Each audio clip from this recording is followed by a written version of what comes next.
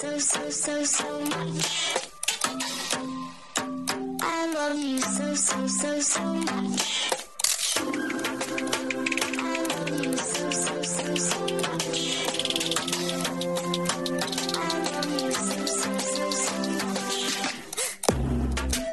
Hello, all you positive heads out there. Thanks for tuning your beautiful brainwaves into another episode of the Positive Head Podcast, where we are firmly convinced that creating success and happiness is rooted in understanding the ultimate nature of reality and the fact that as human beings, we are all immensely powerful fractals of the one and only source consciousness, which creates and animates all things.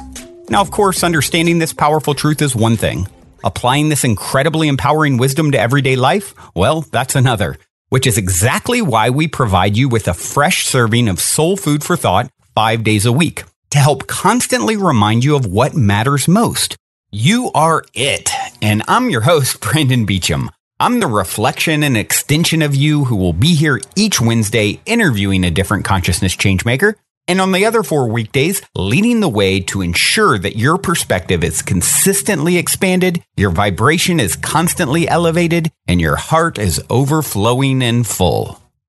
Also, before we jump into today's episode, I'd like to take about a minute and a half to tell you about a few sponsors that not only help to make it possible to produce this show 5 days a week, but that I'm also genuinely passionate about promoting.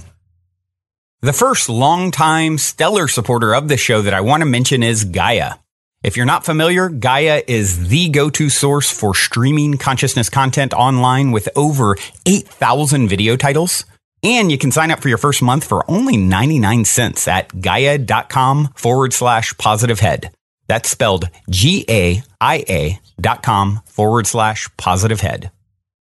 The second sponsor I'm sincerely passionate about promoting is Purium. It's no mystery that bringing your mind, body, and spirit into balance is necessary if a person truly intends to manifest the greatest and grandest version of themselves. So if you've been looking for a way to easily get organic superfoods into your system every day with a simple plan that can help you reestablish a healthier foundation and relationship with food, like I was doing before I found Purium, I highly recommend going to positivehead.com/transformation and checking out the videos and interviews there where I dive deeply into discussions explaining why I take these products every day. And should you ultimately end up on iShopPurium.com to purchase any of their 50 plus amazing superfood products, be sure to use the code POSITIVEHEAD, all one word, for a 25% discount.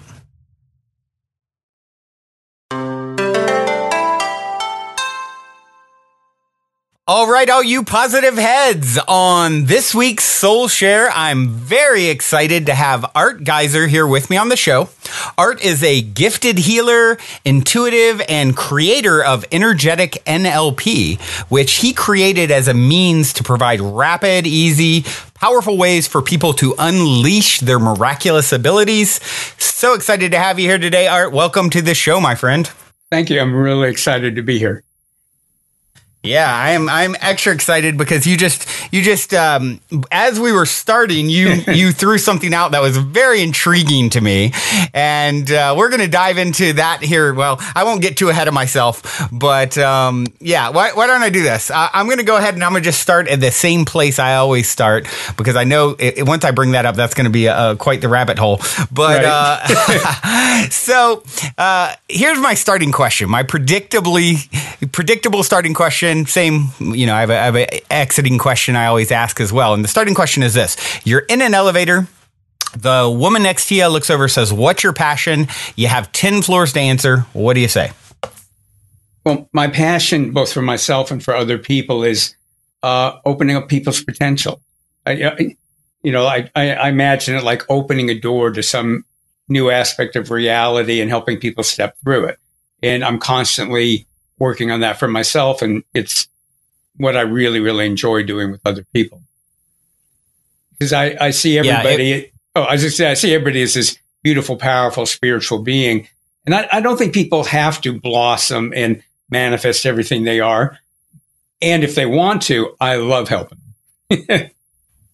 Yeah. That's so true. I relate to you so much because, I've done a lot of cool stuff in my life. And by far the most rewarding thing that I've done is exactly that, helping people to tap into their potential and to believe in themselves and to, tap into that essence of the truth in regards to who and what they actually are. And it's just so absolutely rewarding. And of course, when you factor in the idea like, okay, well, there are no others, right? The perspective, there are no others. So what I'm doing for anyone else, I'm doing for an extension of self. It makes a lot of sense. It's like the good kind of selfish, as I like to call it. Yeah. Well, it's funny because when I train people, I follow that same idea that no matter whether you're the one doing the reading, healing on the other person, or no matter which end of that you're on, everybody's being worked on, because we're all interconnected. Right.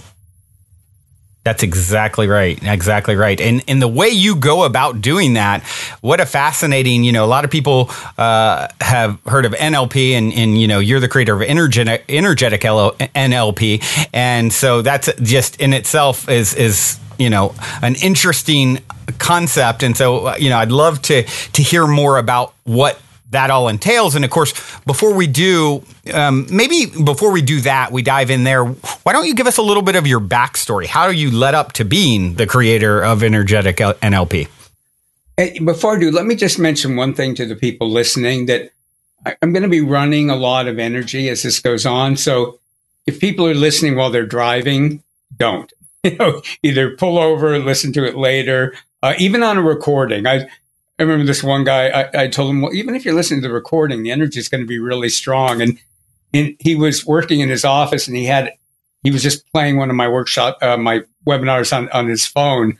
And he didn't really believe it was going to be that strong. He said he wasn't even really listening to me. And all of a sudden he started like crying and shaking. And he went, oh my God. Wow. So, not that people are necessarily going to cry and shake, but the energies that I work with are designed to help people go inward and open up and release things.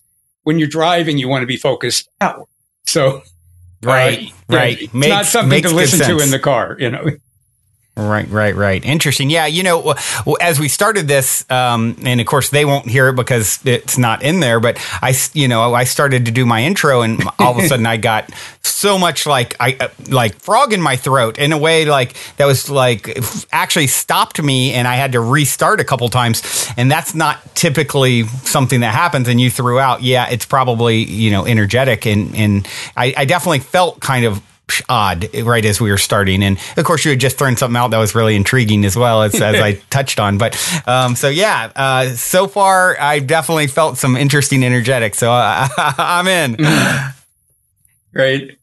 Well, you asked about my backstory. So when I was young, my father was one of the really early computer guys, and I wanted to be a scientist when I grew up, and I always loved science and logic.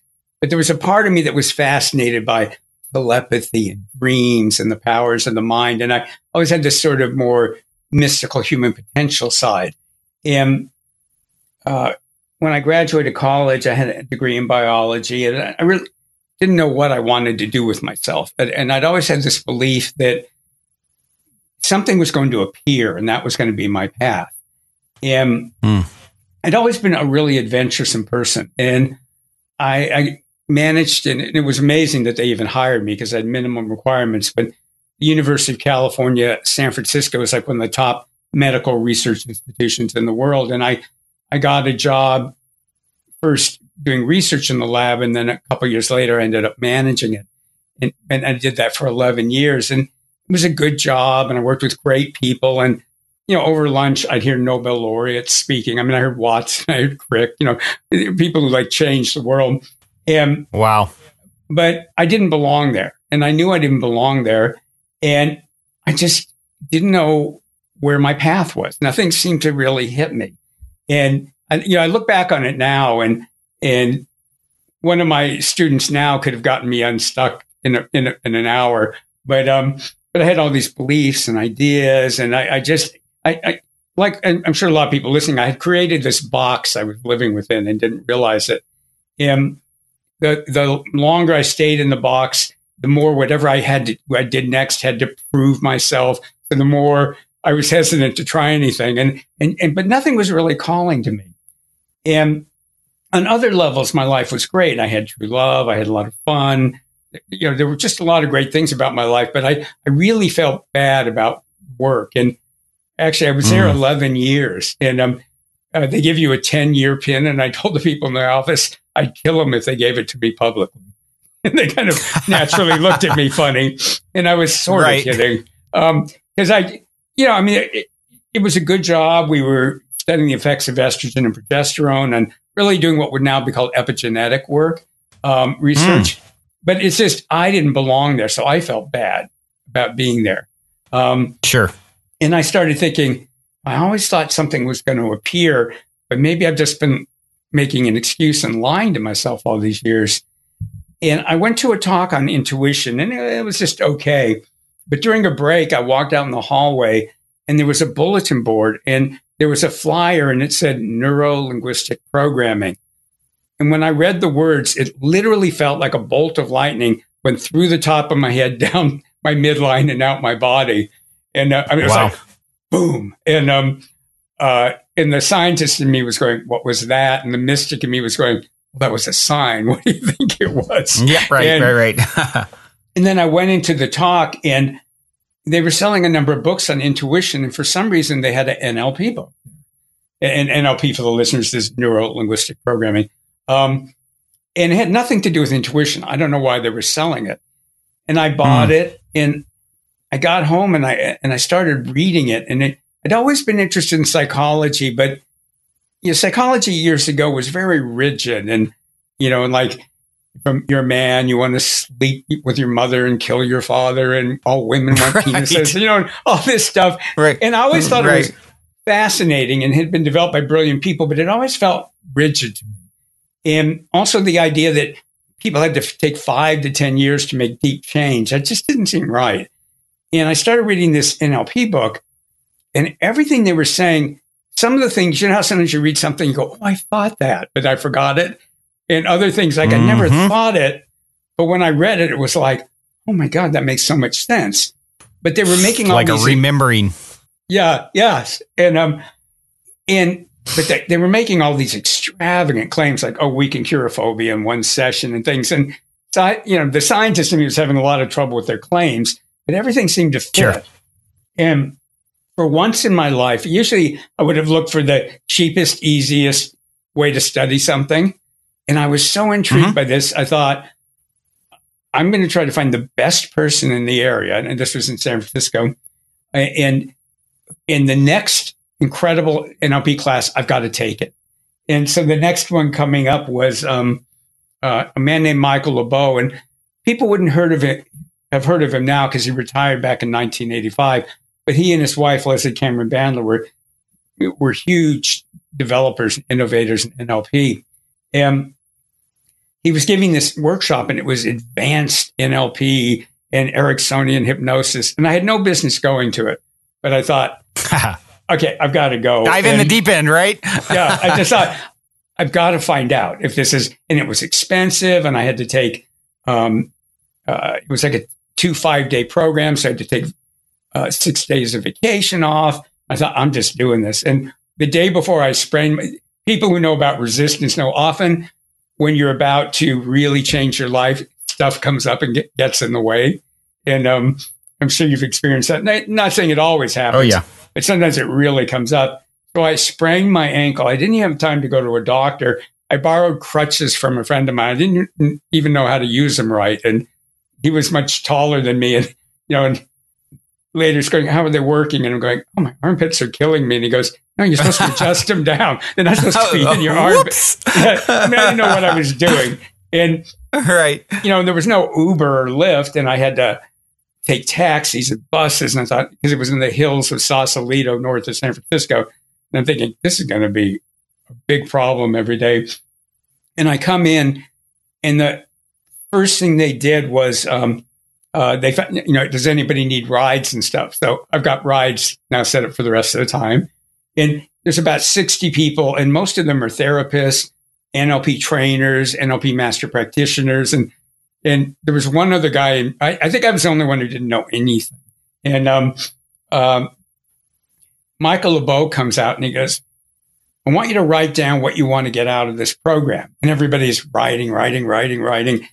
And then he comes out and he goes, okay, I want you to take that piece of paper. I want you to fold it up. I want you to put it away. And I want you to forget about it. Because what I want you to learn is what you don't even know to want yet. And I remember thinking, I am in the right place. and yeah, right. Everything after that was really synchronistic. And because I was in this advanced course, I met trainers and advanced practitioners. And Leslie Cameron Bandler had a research group. And so then I went back and I was taking the basic program. And even though, I didn't know much yet, I was invited to join her advanced research group because the people in the group all knew me. They were impressed by what I could do in the first session, even though I didn't know anything. And they were going, well, there's this new guy and he doesn't know much yet, but he's got a lot of potential and maybe it'd be good to have somebody more naive. So I'm getting every 2 weeks, I'm meeting with these super advanced people. We're developing new parts of NLP and I haven't even taken my basic course yet. So, wow. And then Leslie became my mentor and Mike. I mean, it was just magical. Everything was magical. The other magical part is because this was Marin County north of San Francisco, there were people into energy work and healing and people started teaching me stuff. And then this one woman goes, there's this psychic, Lynn Martin, visiting town, he and his wife, Stacy, and they're really amazing. And we're just inviting people over Wednesday night. And do you want to come? And I went, sure, why not? So I showed up a little late. So everybody's in a circle. And Lynn's got his eyes closed. So he hasn't seen me or heard me. And everybody's getting to ask him a question.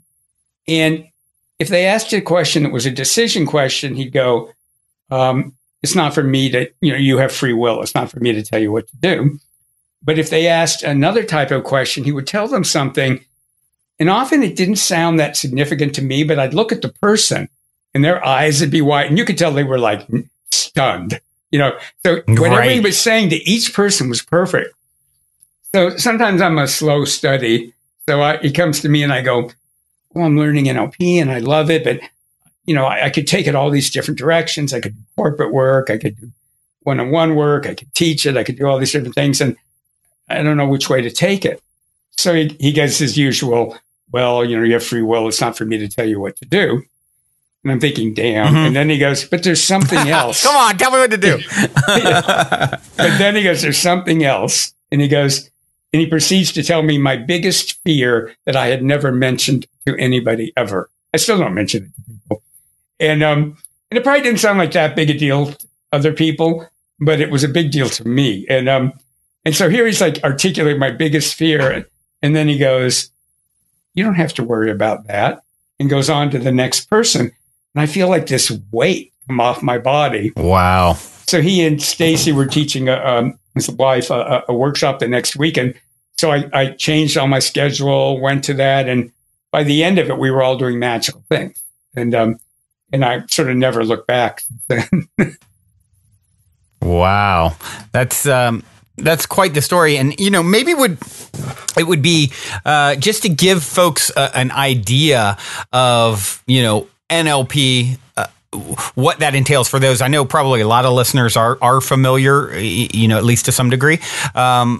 Maybe you can just go into a little bit more, description of what an NLP entails. And then, of course, parlay that into, energetic NLP, which you've sort of ended up ultimately being the creator of. Oh, that'd be great. So NLP, and again, it stands for neuro-linguistic programming. And I tell people don't get hung up in the name. But it was started by Richard Bandler and John Grinder. And again, as I mentioned earlier, they used to think that therapy had to take at least 5 years and to get deep results. And Richard and John knew about 5 or 6 therapists who got magical results with people. And they all had different theories and different ways they worked with people. So they thought, okay, there must be things that they're doing unconsciously that there's got to be something that's unifying what they're doing. And if they knew what it was, they would say. So they're probably not even aware of it themselves. And they started working with them and videotaping them. And, videotaping in those days was like, we're not even talking about VHS. I mean, it was these big machines that recorded on 3/4 tape. It was a big deal. It was, a big expensive thing to videotape people. And they began videotaping them and then started developing a whole theory of how to make rapid personal growth. And that was the beginning of NLP. And they pretty quickly realized, well, it didn't just have to be for therapy. You could use it for skills transfers. So if somebody was a talented artist or a talented leader or athlete or dancer or talented working with children, any kind of talent, there's an external component to it, but there's also the whole internal component. What you believe about the world, what you notice, what you don't notice, the processes by which you think, and in a very detailed level. And they developed this whole theory on that, and they realized that you could do what we call modeling out. If somebody was good at something, you could learn what they were doing inside their head, the things they didn't even know to mention to other people, and then teach that to somebody else, and then they could acquire the same skill. And I don't mean you'd necessarily get as good as them, but you could get really, really good.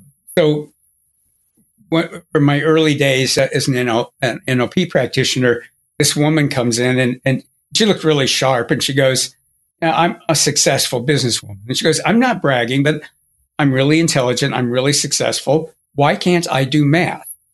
She goes, I meet men who are half as smart as I am who can do math. Why can't I? And so when I started talking to her, I realized the whole way she thought about math was wrong. Wrong in the sense it just didn't work. And I started teaching her, like, here's how a mathematician would think about it. And by the end of the session, she's going, oh, I could learn this. I could, she would then have to put in the work, but she'd worked really hard on it, and it was never going to work because there's so many different ways we could think, but there's only a few that will develop a particular skill or success. I worked with a woman at about the same time who was a photographer, and she'd get creative block. And the way she created, and she was a really good professional photographer, and the way she created an image, I should mention too, she also created clothing and dresses and very original stuff. But the way she worked, and she wasn't conscious of this, so if she got a job, somebody hired her as a photographer, she'd think, okay, what feeling do they want the picture to give? And then she had an incredible visual memory, and she would find some picture that related, that would give that kind of feeling. And then she would just start changing it and make it unique and special. And she would do the same thing with clothing. She had to start with a seed. And when she got creative block was when she couldn't find that seed. So once I knew that, I went, well, do you ever just make up the picture? And honestly, she looked at me and her eyes got wide and goes, can you make up a picture? And I went, where do you think Picasso saw any of that stuff? And I just had her practice just making up pictures. And it sounds like it should be obvious, but if you're not thinking that way, it's not obvious. And sure. And so then all of a sudden she goes, oh, I can. So she had this strategy that really worked, but when it didn't work, being able to add this other thing on. And just one more quick example, not in the compliment of the sense of the word nerd or geek, but in the old sense of somebody who's socially inept. People that are socially inept like that, they're not noticing the nonverbal cues. They're not reading people's body language and their tone of voice. And so I would have clients sometimes who just didn't know why, they were nice people and they didn't know why they would bother people or offend them. And all I would need to do is to teach them how to start noticing those things. And all of a sudden they had good relationships, So interesting. So the point in NLP, if one person can do it, another person can do it. You need to find out how they're doing it. And NLP developed some incredible ways to rapidly change beliefs and phobias and heal the past and do very deep work. But like any field, it was missing something. And at the same time, I was learning to do transformative energy work with people. And I realized there were things I could do with the energy work that you couldn't do with NLP. And there were things I could do with the NLP that you couldn't do with energy work. So I started like with people doing this kind of dance and then being guided, by my intuition. Sometimes it was more energy work. Sometimes it was more NLP. So for example, if I'm working with somebody energetically who has low self-esteem, I can switch things for them energetically, but they're liable to recreate it later if they have like a deep belief under it. So if they really believe that they're not worthy, which a lot of people have these deep unconscious beliefs, they're not worthy, they're not good enough, they're not lovable, I would be shifting the energy, but this deep belief would want to recreate it. And what I realized is like with somebody like that, if I switched to an NLP mode, worked on the belief, then worked energetically, the change would be deeper and wider and would last. So that's like one example. So I just started looking for how do I take the best of both of these? And another thing that's unique about energetic NLP is like when I start a training program with people, I make them take the energetic NLP pledge.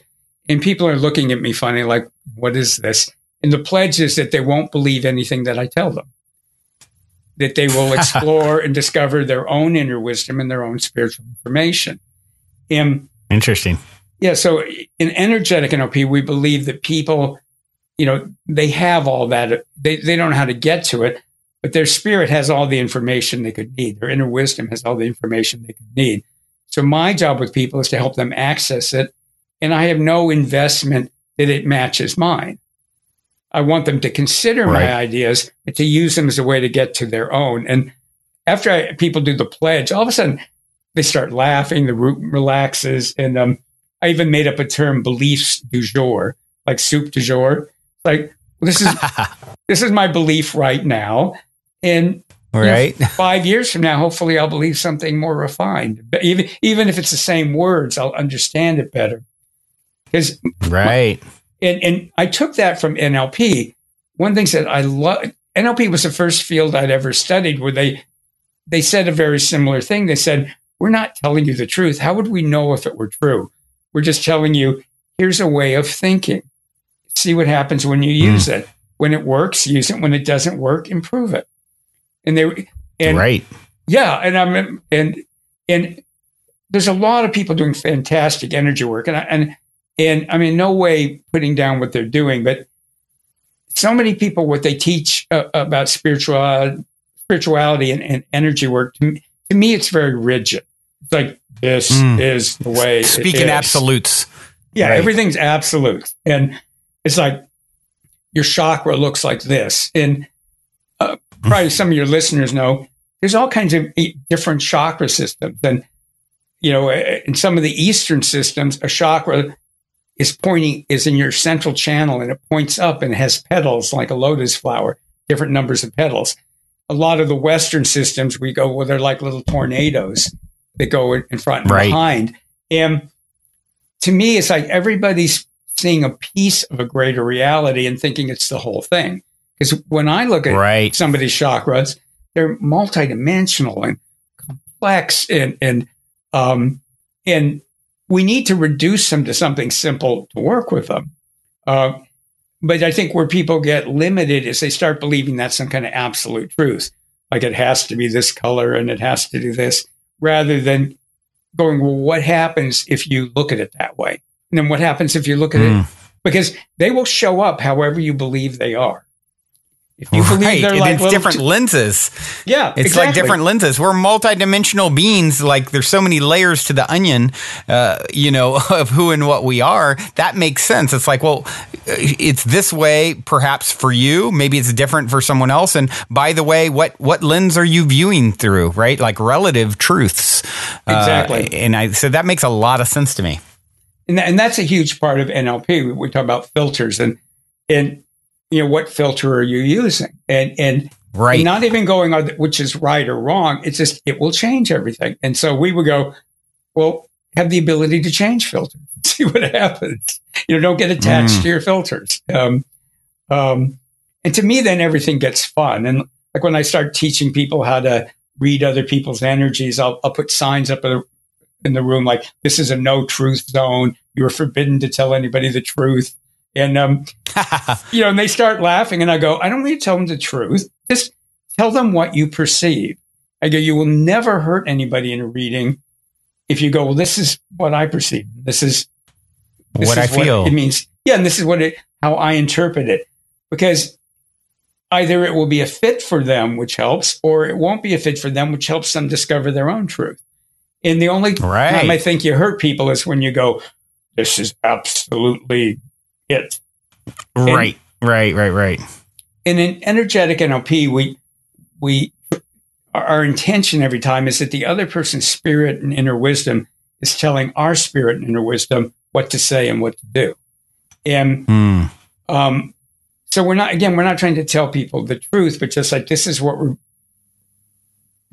we're being told is the message that will help them right now, or this is how to work with their energy. And sometimes it's what I would have consciously decided, and other times it's like, yeah.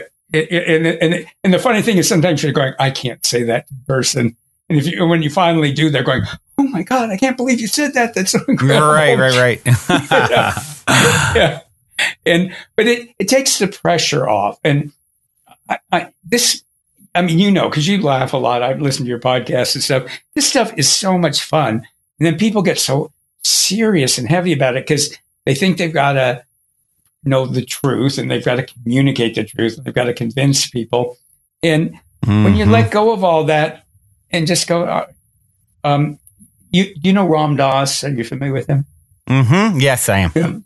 I love Ram Dass. And I was at a talk of his once, and the way I remember at least what he said is he goes, you offer what you have to offer. You offer it with love. You let go of it having to work. You remind yourself that you're not God and you don't know ultimately what's supposed to happen. And that's the attitude we take. Like, what I have to offer. And if it doesn't work, we'll try something else. But, and I'm sure a lot of your listeners are familiar with this idea. As soon as you think you've got to fix or save them, even when you help them, you're communicating to them the message that they're not okay. They're not powerful. They're not. And when you dance with them and it becomes something you're doing together, then it's more fun for both of you. And then, half the time something comes up and you're not even sure who said it or who thought it. Or, Right. It makes me think of the idea of like, I love saying, enlightenment means lightening up, right? Quit taking yourself so seriously. And the more you know, the more you realize you don't know. And so you take those two and you kind of mash them up. And it's like, we teach best what we most need to learn. The more you know, the more you realize you don't know. Get enlightened, lighten up. You take all those things and you start putting them together in a blender and you have a recipe, like you said, for really having fun with this stuff and not getting too full of yourself and taking yourself way too seriously, because I truly believe that's a big part. This is meant to be fun, and we are just so predispositioned to get super serious about things a lot of times as culture and as people, and it just so I so resonate with everything you're saying in regards to this. Right. And I believe, sure, anyways, that everybody's on their spiritual path. And that doesn't mean you don't have compassion and offer help. But sometimes that's not. So like I do these meditations over the internet called Change the World from Your Living Room, where we do world healing and then everybody gets an individual healing. And it's fascinating sometimes. You can pick a part of the world where people are being killed and suffering and horrible things are happening.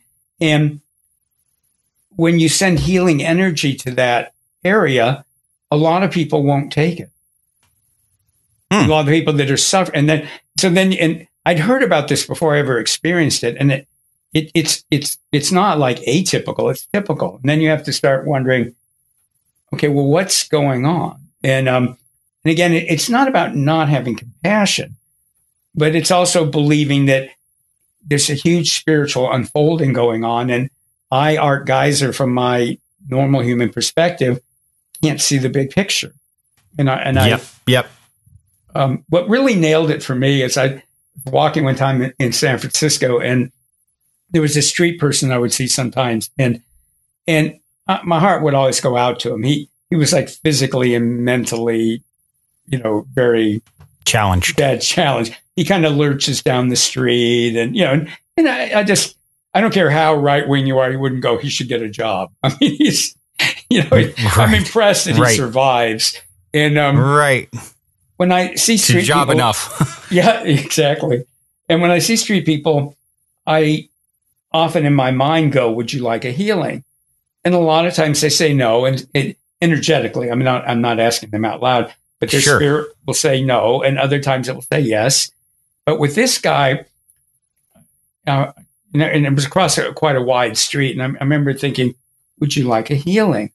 And what I'm about to describe wasn't as literal. As I saw this huge energy behind him, this huge, beautiful energy. And it was like, it didn't have a face, but I felt like it was smiling at me. And I realized it was like, it was him, it was his spirit. And the words I heard in my head were, do I look like I need your help? Wow. And I just went, okay, not for me to judge. And again, it doesn't mean I wouldn't give the guy money or try to help him. I'm not saying that. But when you have enough of those kind of experiences, you realize I don't know the big picture. I don't know what's what's supposed to happen. I can just do my best. Yeah, I saw something the other day, and it was said, be careful who you insist on helping. You never know whose karma you're interrupting, right? And that really jumped out at me. It's like, or I had an experience a while back where a guest on the show, this is going back a couple years, who she specialized in communicating with individual's higher self, sort of like what you just described, right? And so I had a past partner who definitely, I will always sort of consider as there's a lot of synchronicity tying us together, and the strongest feeling of sort of that soulmate type connection, right? Like this person is someone very significant to me, beyond the 3D reality. I can just feel it so strongly, stronger than any other person I've met. And we sort of split, and she would no longer speak to me. And so I did one of these sessions with this person. Oh, who was it that was on the show? I'm forgetting exactly who it was at this time. But anyway, that doesn't matter. So we did this connection with her higher self, and that was the first thing that she had to say is like, I don't want to talk to him. He, here's why I'm kind of put off by him at this point, and he'll just try and fix me. And that was part of the reason we couldn't be together. We're on very different places in our our evolution currently, where there's a lot of insecurity and self-deprecation with her, and I'm sort of the opposite at this point in my own personal evolution, and as this character, this avatar. And so that was where we didn't mesh at all. And a lot of people even scratch their heads like, what are you two doing together, And but that was her feedback was, you'll just want to fix me. I don't want your help. I don't want to be fixed. I like where I'm at right now. This is good for my development at this point. And that was a big moment for me to really, where that idea really sunk in in a whole new way, in a very personal way for me. So, that's amazing. Yeah, it really was. It was a profound experience. It sounds like you're, well, what interestingly, and I don't know, did I cut you off? Were you done with that part of the story? Because if so, I have a question, but I got excited and sort of spoke out there. No, I love it. And I just wanted to say what you described, that's exactly it, is that, and I had people when I started doing energy work distance themselves, and I'd have friends of mine who did energy work read it, and they'd go, Art, they have to get away from you because you're going to try to heal them and change them. And that's not what's up. They're on a path, right, and you're going to mess with it. So they have to get away from you. And we call it inflicting healing. And everything we do is permission based, either from it doesn't have to be conscious, but you have to get permission. No matter how bad it is, if they don't give you permission, you go, okay, they're on a particular path. It's not, I'm not God. I don't get to decide what their path should be. Right. Yeah, I mean, one of the things that comes up for me as a question is, so, when you were working in the lab all those years, I'm assuming, and you tell me if I'm wrong, that you weren't having a lot of experiences yet where you were seeing energetics and, kind of some of these experiences. It sounds like it really opened up your sort of, intuitive abilities, psychic sense, so to speak, as you went down this path. Was that something that really surprised you, or was that something that was sort of always there? Well, the people that are really attracted to my work, I think have a similar experience to me, though in that on some level, they always knew they had some kind of special abilities and that they're here for some purpose. And they may have doubted themselves. So to me, it's like, why are children so fascinated by witches, sorcerers, superheroes, people who discover whether it's Harry Potter, people who discover that they're more than the ordinary person they appear to be. And I think it's because on inner level, we all know it's true. Everybody in the planet has these amazing abilities. Now, I don't think it's everybody's path to develop it. So even at a young age, when I first heard about things like telepathy and stuff, I knew they were real. But while I had a few experiences here and there, particularly when I look back, I can understand it. I'm not one of those people that, when I was 5, I was talking to angels. I wasn't doing that. And spontaneously, when I'm not somebody who has had much depression in their life, but I went through a period when I was a freshman in college where, and part of it, I was we had an enormous amount of rain and we were kind of trapped in the dorms and people were getting depressed and weird. And I was going through my own kind of examining who I was and all this stuff. And I was not happy. And I spontaneously for a while, like when you're in college, you go to a library to study, but also, when you're not studying, everybody's checking everybody out. Right. And, right. I had to stop going to the library to study because I would be reading and they'd be outside of my peripheral vision. I mean, they could even be right behind me. And, like when the doctor hits your knee, your leg moves, all of a sudden my head would turn. And when it would stop, I'd be staring straight into somebody's eyes and they wouldn't have had time to change. So they would jump. Yeah, they would jump. I would jump. And I didn't like it. And so I very deliberately, and I knew it was psychic because what else could it be? Because, like I said, they could be directly behind me. So there's no peripheral vision in the back of my head. And I had some other things happen too. And I knew it was real, but I didn't know what to do with it and stuff. And so I very deliberately turned it off and kept it off really until I was in my early 30s. Wow.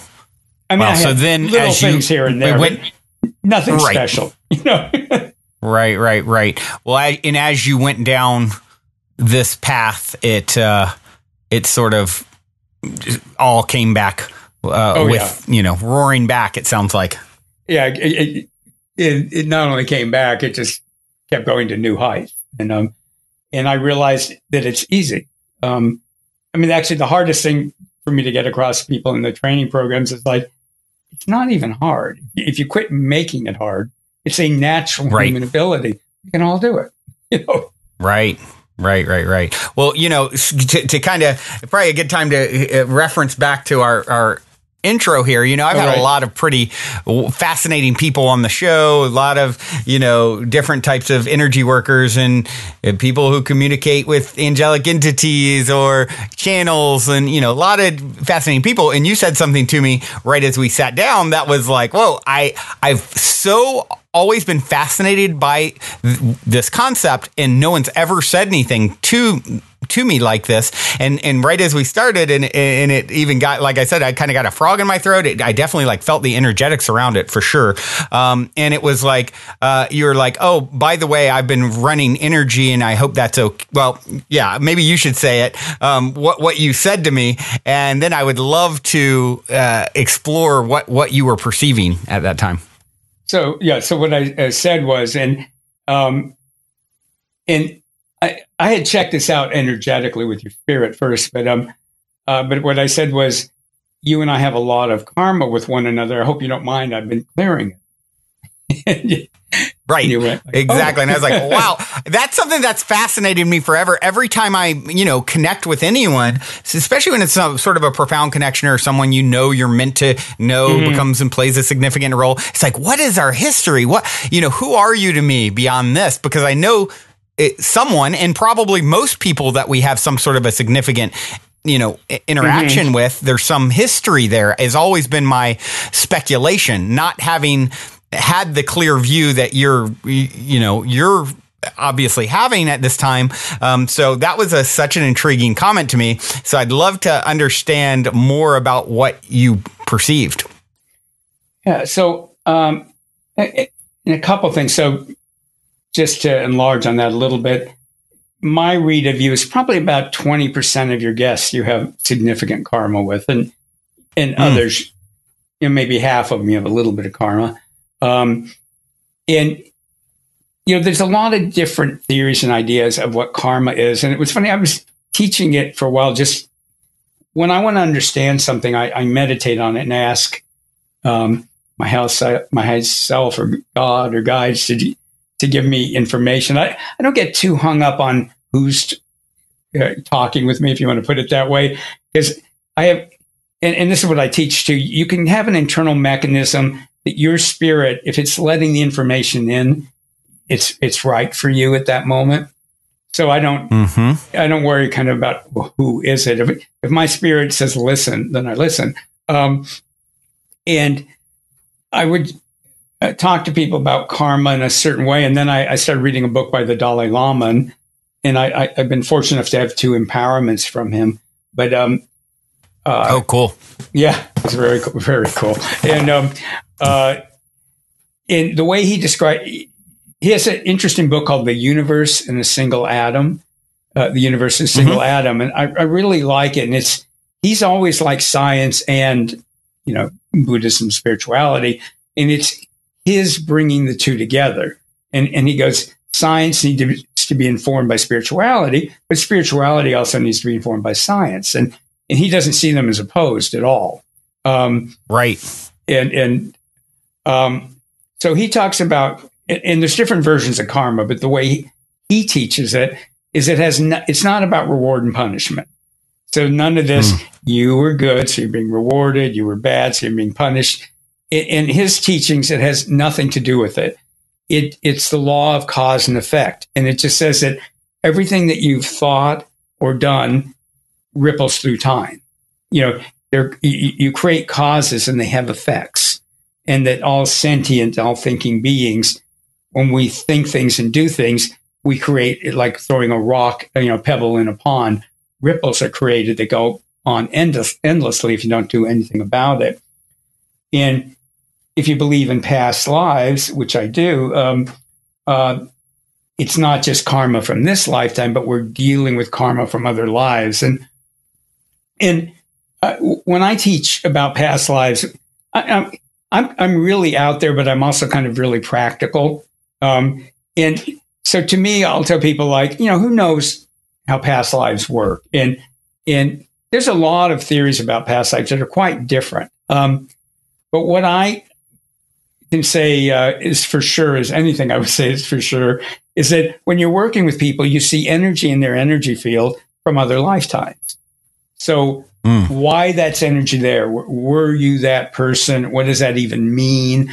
Some people believe you can share parts of lifetimes. There's a lot of different theories, and I don't really care. All I know is people have energy in their energy field that is from another lifetime that is typically limiting them in some ways. And when you clear it, their potential expands.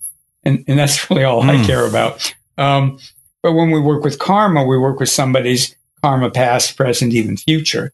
And our goal when we work with karma is just to end the ripples. So that when you heal karma, when you end karma, the cause is no longer endlessly creating effects. It's done. And you can be authentic in the moment. And you can work with karma from outside of time, which is a whole interesting topic. And again, you can work with karma from the past, from the present, and even from the future, and it's all changeable. Wow. So when you perceive this, okay, we have some karmic ties, and you're doing some clearing there, and then you even are able to sort of perceive other guests, and you said 20% you felt like were significant. Are you seeing in that moment? Are you aware of like the details of those karmic ties, or just in general that they're there? Like, you know what I mean? Do you have specifics on what are for us, for example, what those karmic ties are? Sometimes I look at that.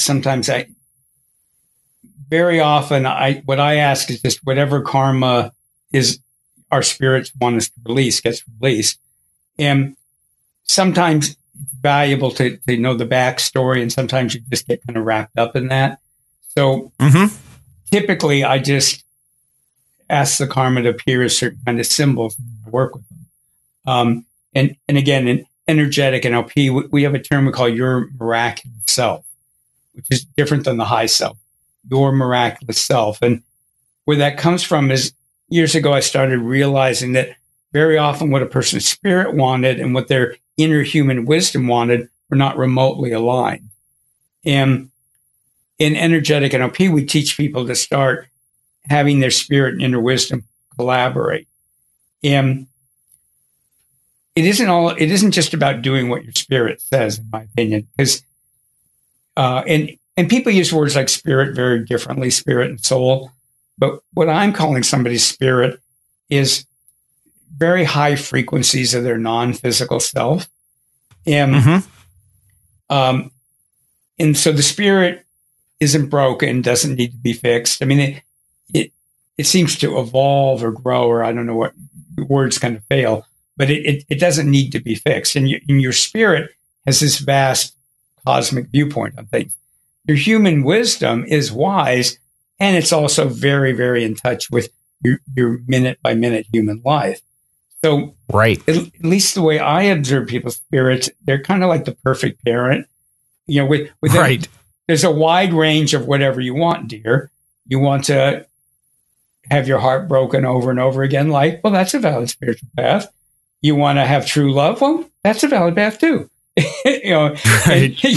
It has some limits, but they're broad. Where your human wisdom can go to your spirit, from down here, not all the same. Right.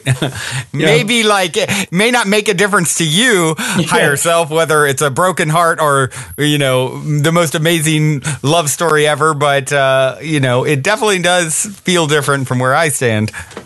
Back in the 80s, a friend of mine was channeling, and he was a really good channel, this more evolved being. And he says to us, well, you're all too concerned about money. I said back to him, I go, easy for you to say, you don't have a body. And then he was quiet, and then he went, well, that's a good point. That's so good. And so to me, you want your spirit informing your inner wisdom, and your inner wisdom informing your spirit. So and the goal is not and I'm a new age guy in a lot of ways, but a lot of the new age systems, like if you can just get it right, you'll never suffer. Nothing bad will ever happen. Well, that's not real human life. And even, if you live long enough, people you love are going to get sick or die. Things, it's part of human life.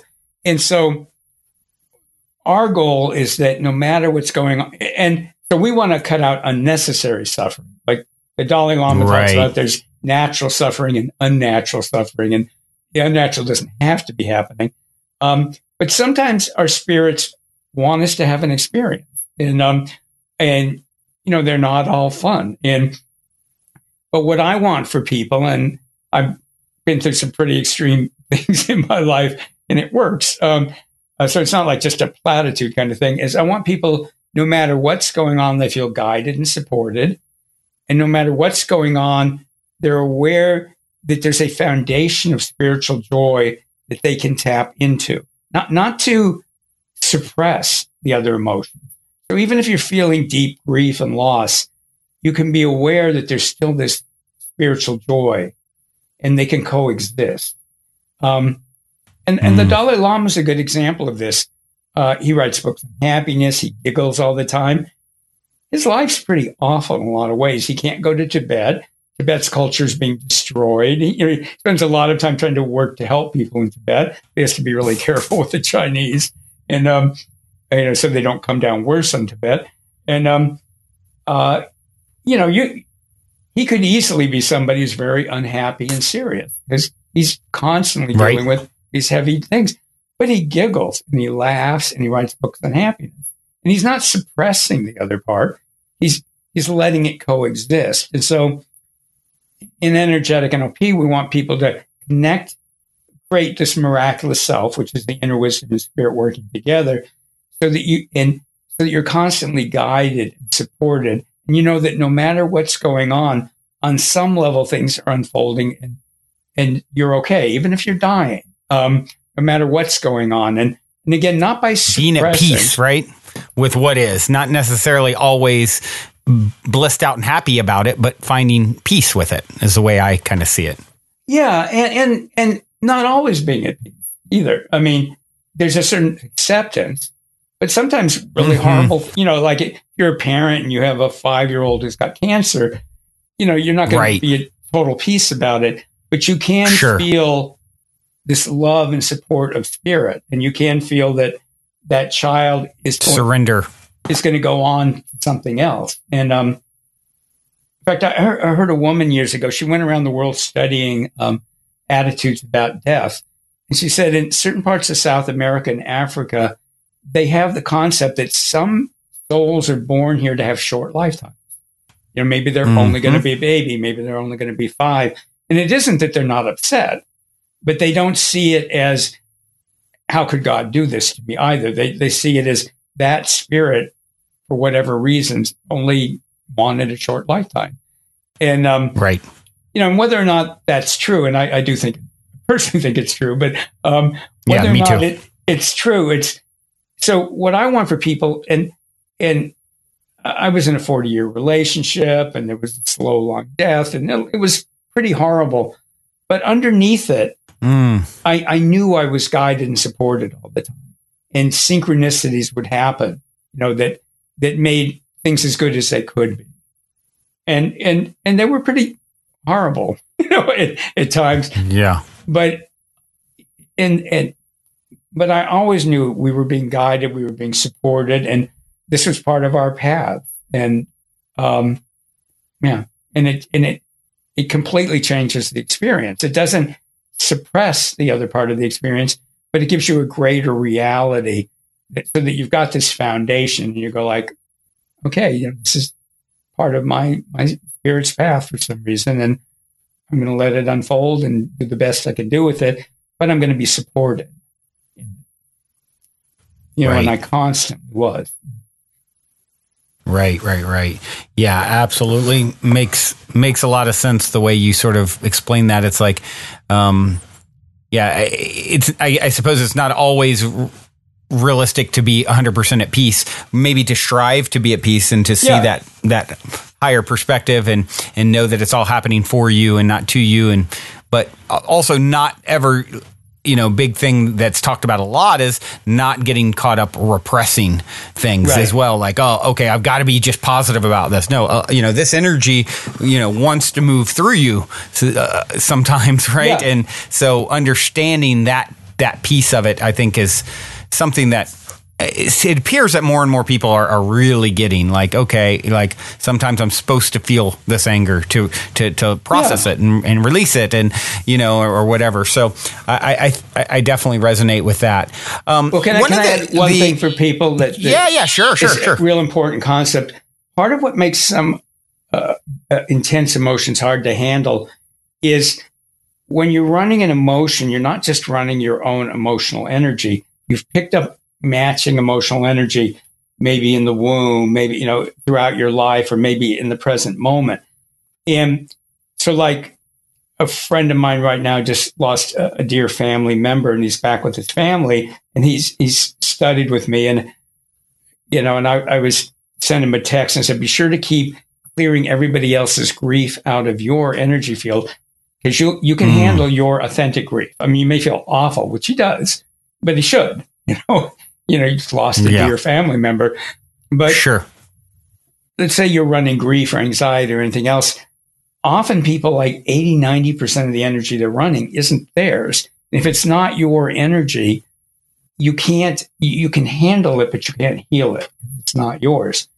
And you can learn to release it. And when you release it, so like when I was feeling all this grief, it was really hard, but I could handle it because it was my authentic grief. And when I started absorbing other people's grief, then, I'll give a different kind of example. I think a lot of road rage, what happens is somebody starts getting irritated or angry while they're driving, and people leave energy all over the place. So highways are full of frustration and anger energy. And sometimes when people start getting frustrated and angry, they sort of open a portal and the matching energy flows in. And then all of a sudden they're enraged and they can't handle it because it's not theirs.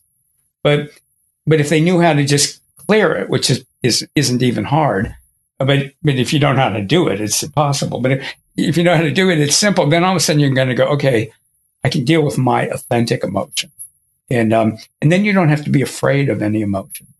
You don't have to try to have this perfect, like, oh, I'm thinking everything right, so my life will be perfect. Kind of thing. Right. All right. Well, now seems like a good moment to take a quick minute to tell those of you who aren't familiar a bit about our sponsor, Gaia. I've been a big fan of Gaia for many years now, which is why they're the only content provider I've ever reached out to in regards to potentially supporting this podcast. So needless to say, I'm very excited they're now supporting the show. Gaia truly is my personal go-to source for streaming consciousness content on the web. They have an incredible 7,000 plus exclusive videos covering 5,000 years of wisdom. Just to give you an example, on the show Missing Links, the incredible researcher Greg Braden explores all the biggest questions concerning who we are, where we come from, where we're going, by connecting the missing links between science and spirituality to complete our understanding of humanity's history and to better understand the interconnectedness of all things. Awesome, right? And that's just one example. As you guys constantly hear me say, it's a daily conscious effort to maintain an elevated vibration. And if you're looking to go deep down the rabbit hole to do so, then Gaia is the best place I know of to do it, period.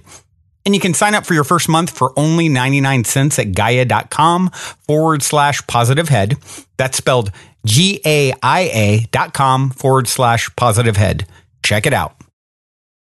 I know you referenced that there are some sort of essential energy techniques. Is that like three of them actually? And is that one of them that you're referencing? Yeah. So one is to be able to clear other people's energy out of your energy field, because our energy fields, like every other part of us, get dirty. And I always tell people, like, look at your hands and imagine you'd never washed your hands your whole lifetime. They'd be covered with all this stuff, but you would think that stuff was you. You would think that was really you. And if you fell in a lake or a stream and it got washed off, you'd go, what's this stuff? And wait a minute, that's the real me. That feels better. Even if it doesn't feel perfect, it's like, oh, I can move and it feels different. Well, my opinion is that your average person is lucky if 2% of the energy in their energy field is truly authentically theirs. I mean, this is my read. And so when people start learning how to clear their energy, and anything above 50% is pretty good. My goal for people is that they hang out more around 80%, and you'll kind of move between, because it's dynamic, because you're constantly getting dirty. And you don't need to have 100% of your energy, because some energy is helpful. Like earth and universal energies are kind of like food. You can use them. But other people's energy has their thoughts in it and their emotions. And this is one of the limitations I discovered in NLP, because and it's actually one of the ideas from NLP. No matter what you believe, it's a strength and a weakness. It just depends when and how you're using it. So NLP, it's like, we're believing everything is internally generated, which is very empowering. But we also believe everything is coming from you, some part of your mind. Well, when you start doing energy work, you realize just because the thought's in your head doesn't mean it's your thought. And just because you're feeling an emotion doesn't mean it's your emotion. And the energy will only stay in your energy field if it's hooked into something. Karma, spiritual contracts, programming, unconscious beliefs, conscious beliefs. Otherwise, it'll just pass through. And a lot of people, and again, they're doing great work on a lot of levels, but a lot of energy work is very superficial. So I would have energy healers like clear my energy field, and I'd feel tremendously better. And a week later, I'd be all clogged up again because they hadn't cleared what the energy was hooked into. So to me, some of the essential energy techniques I think everybody needs to know is how to clear their energy and then how to clear what the energy was hooked into. And and working with things like karma and spiritual contracts is a little more complicated, but there's some simple, powerful processes people can do that I could take people through later if you want, that help you clear what the energy is hooked into. Then when you clear the energy, it doesn't come back. Right. Other things will come back, because you mentioned the onion thing, which I agree with. It's like you do all this great work and then you're ready for the next layer. Right. But to me, if people sometimes think that's depressing, I think it's exciting. It's like, it's endless. There's always the next possibility. And if you're doing it from a place of fixing yourself, it's depressing. If you're doing it from a place of what I compare to, you think of a little child, they don't learn to speak and walk and do things because they have to. They want to. That's wired into us. I remember my nephew's, grown up now, but when he was a little, really, really little, I was with him and we had an empty jar and he took the lid off of it and his eyes got really wide and he looked at me and he went, "I did it." and I said, "I know how you feel." And, so he wasn't doing it because he was broken. He was doing it because he wanted to see what he could do. And, or like little kids, when they figure out how to do a light switch, it's like they go nuts, Right. If we could only, and then we see them and we're like, if only I could be that easily amused and find joy in such a simple thing.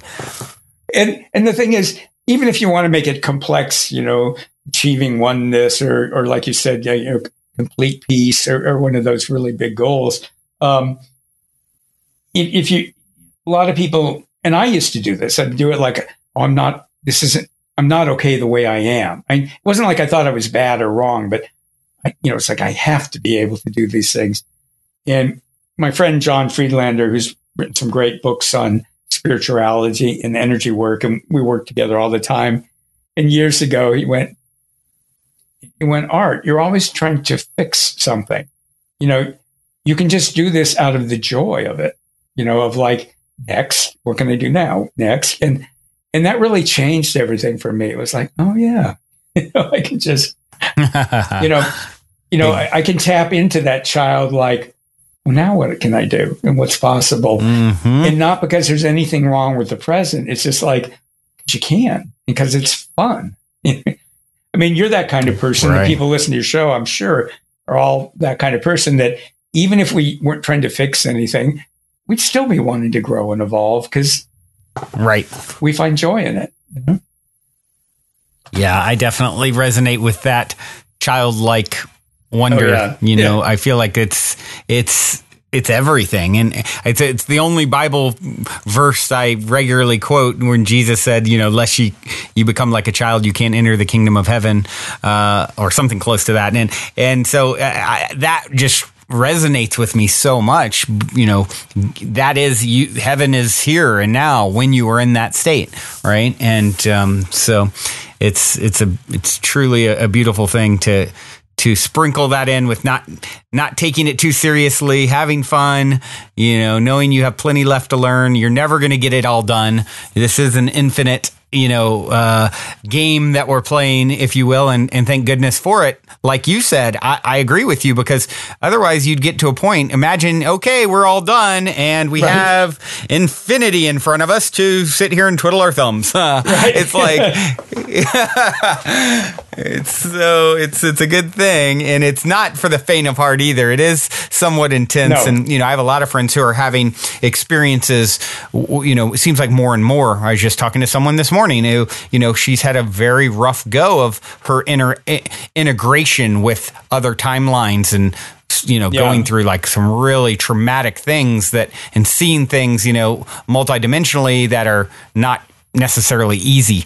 And it seems like there's a fair amount of that sort of stuff that's bubbling up, and with a lot of people around me. We're like, okay, Brandon, I'm like here, but then all of a sudden I'm somewhere else simultaneously, and what's going on somewhere else isn't necessarily pretty or good at times, or easy. And there seems to be a lot of that sort of stuff increasingly happening. Well, the world is going through massive transformation, and it's not all fun. And again, part of it's attitude. And again, you don't have to suppress what's unpleasant or horrible even about it. So a few months ago, I was watering on my deck, and I didn't realize I had something out on the deck that I didn't realize when it was wet, it became like ice. So I stepped on it and I didn't fall. I like flew up in the air and landed on my back on a portion of the deck that was raised. If I hadn't thrown my right arm back, I would have smashed my skull and my neck or spine. And so but meanwhile, I ripped up a few tendons in my shoulder and stuff. And it was really a very, on one level, it was very slapstick, like somebody stepping on a banana peel in old movies. Right. And right. And it was, painful, and I ended up having to have surgery. And I'm still, right before the call, I was at my physical therapist. But, and again, every now and then I'd go, expletive deleted kind of thing. But most of the time it was like, well, okay, this must be part of my path. And it's been a great learning. And, and I just kind of went, okay, this is how I deal with this. So, without denying at times I could change all kinds of travel plans and all kinds of things.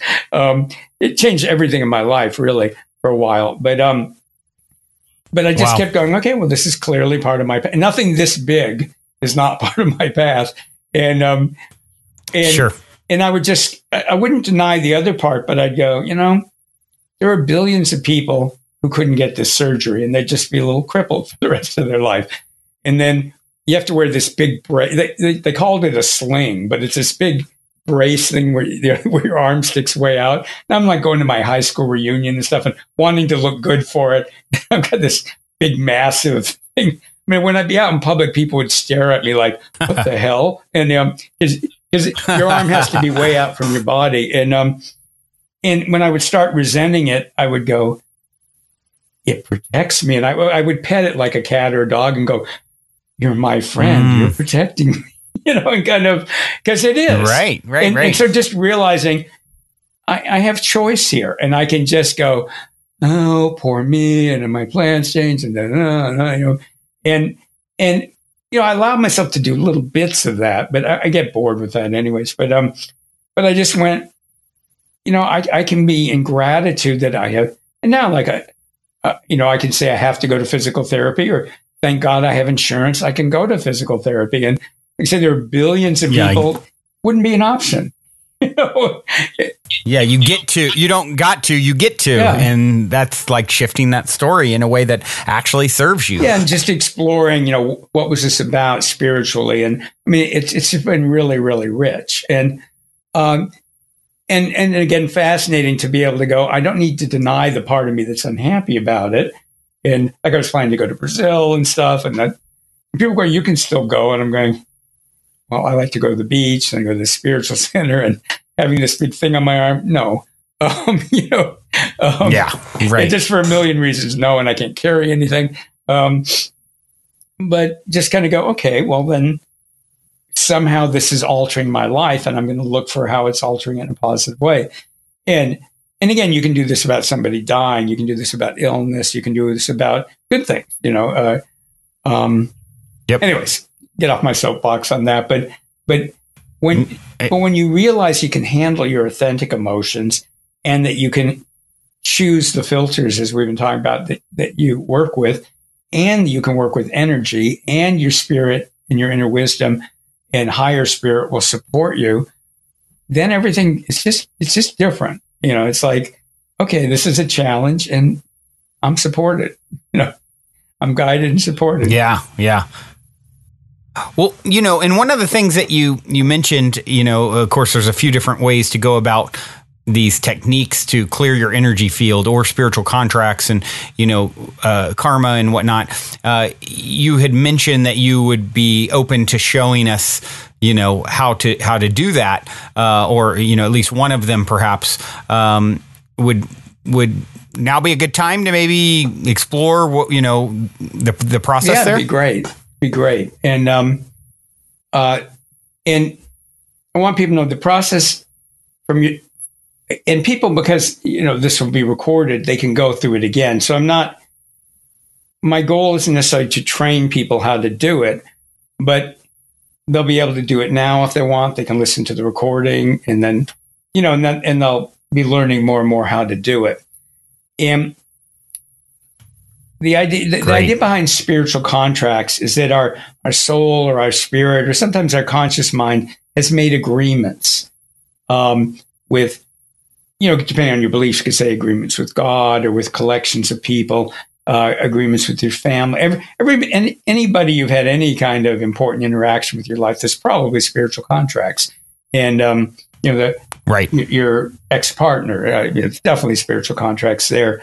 And some of them come from past lives, and some of them come from between lives. So meaning before you came into this lifetime, you had agreements. And so you're definitely going to have agreements with your family, again, significant people in your life. And these agreements, like any contract, they limit you. And that's not bad or wrong, but they create a spiritual cage.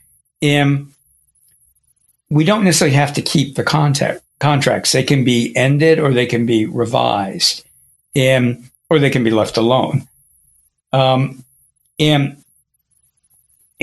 consciously, people aren't going to be able to figure this out. So when I'm going to ask people if they want to do this process, and I recommend they do it, and they don't have to believe it's going to work. It's not faith healing. Just all they need to be is either open to it or openly skeptical. If they decide it isn't going to work, they can block it. But if they go like, okay, let's see what happens, that's plenty good enough. And as I mentioned before, when your inner wisdom and your spirit are working together, we call that your miraculous self. And it's not the high self. It's when your spirit and your inner wisdom are collaborating to guide and support you. And your miraculous self knows what spiritual contracts to work with, where your conscious mind's not going to be able to figure it out. So right. The first step is for people to, if they want to, go, okay, I'm giving permission for my inner wisdom and my spirit to form a miraculous self. And they just have to go, I'm giving permission. Done. As sentient beings, we have a right to make those kind of decisions in our lives. And if resistance pops up for people, just be mindful of it and go, okay, I heard you, and I'm giving permission. And you're, but, okay, and I'm giving permission. Now, there's 4 different things that can be done with contracts. They can be left alone. They can be completely ended. They can be revised.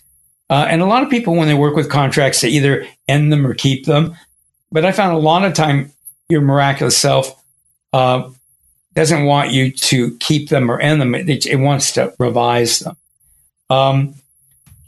Can I interject real quick please. with a question? And that is the reason we would want to alter these contracts that we made in another state, right? The reason that you talked about earlier, okay, you made this contract when you were sort of in your, higher state, if you will, your higher self, who doesn't necessarily, has a little broader view than your human self, or the miraculous self, as you'd put it, which is the combination of the human wisdom and the higher self. Is that the reason we would sort of like, okay, we're here, we're in the game now, we're in the thick of it, and we now have a little different view on this than we did when we were, the oversoul, if you will? Yes, because otherwise, you sort of think like these contracts. Well, I made them from a state where I had even more vision, and so why would I ever want to mess with that? Well, that's not necessarily true.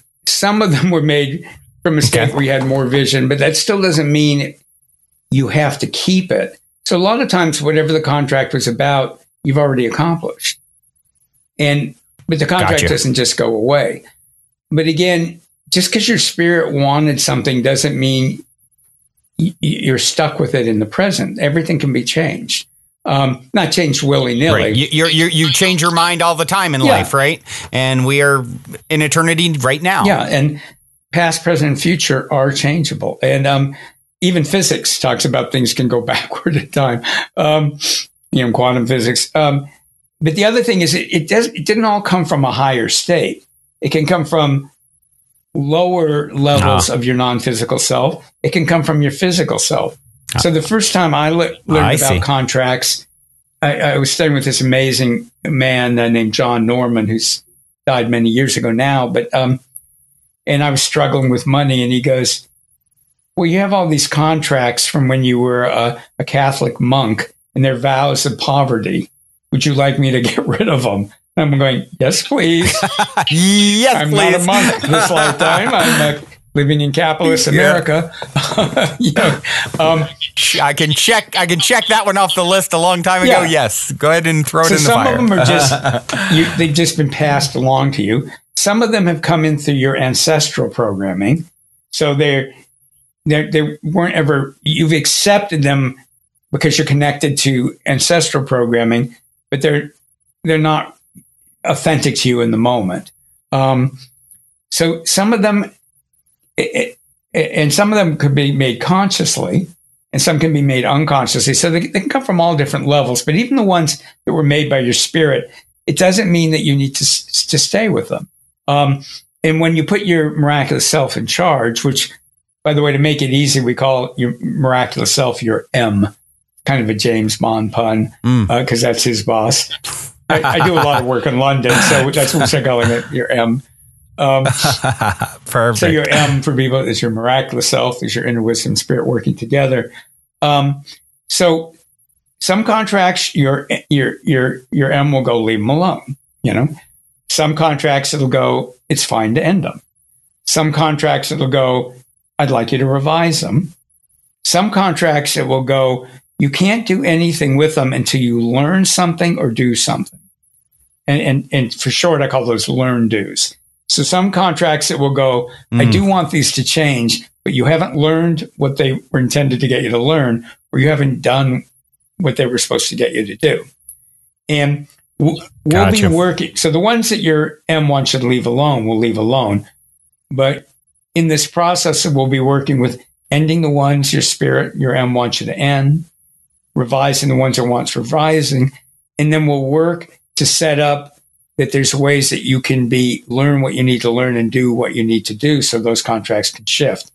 And we put the caveat on there is that hopefully there'll be enjoyable ways for you to learn what you need to learn and be motivated to do what you need to do. And if they can't be enjoyable, not too unpleasant, ideally. Right, I mean, if it absolutely has to be something crisis, that's up to your M. But most of the time, if we're open to it, it doesn't have to get to that point. If we're open to receiving guidance, then it doesn't always have to hit us in the face. Sometimes it can just knock on the door. or even make it fun, it can be an invitation to a party rather than falling into a cesspool. But we leave. I'll take the party, please. Thank you. Yeah. And the thing is, we don't want to be in resistance to the other. We just go, okay, this is what I'd like. And I leave it up to my M. But if possible, let's make this fun. If it can't be fun, just not too unpleasant, So I've asked everybody to go ahead and give permission for their M to form. And I'm going to ask everybody's M right now to identify the contracts that it wants you to work on during this process. And we have a principle we call the Goldilocks principle. And without going through the whole story, the recurring theme in Goldilocks is something's too hot, something's too cold, something's just right, something's too small, something too big, something's just right. And in spiritual and energetic work, more and faster is not the same as better. Whatever is just right is just right. Because if you do more than that, you can create a healing crisis, and you will heal and grow, but it will not be fun. So we want to hit that sweet spot. And again, people can listen to your podcast, they can download it later, so there's no need to try to do it all at once. That comes from that I must fix myself thing. So everybody set their intention that whatever's just right for right now. Your M is going to pick whatever contracts it wants you to work on right now that will enhance your life. And the rest you can do at some other point.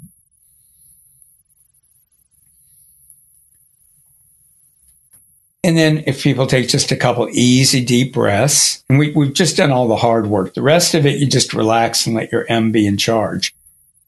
And I'm going to describe it as a visualization. And it doesn't matter whether people really visualize it or not, because their spirit and their unconscious mind will visualize it. And it's fine if sometimes people just go to an altered place, and that's fine. So again, a couple easy, deep breaths. And I'd like you to imagine in front of you is like a desk. And each contract your M wants you to work with appears like a piece of paper on a pile on the desk. And it could be a few pieces of paper, or it could go up higher than you could see.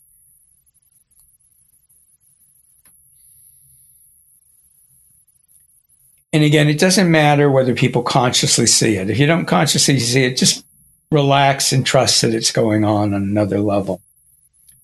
And then I'm going to ask your M to divide the contracts into 3 piles. The first pile are contracts to end. The second pile are contracts to revise. The third pile are those learn do contracts. So one's to end, one's to revise, and the learn do. And then whether or not you see the contracts, in your mind, imagine giving the contracts from the first pile. Those are the ones to end. Just imagine you're giving those to your M, your inner wisdom and spirit, and go end them now. However that should be done, just go ahead and end them.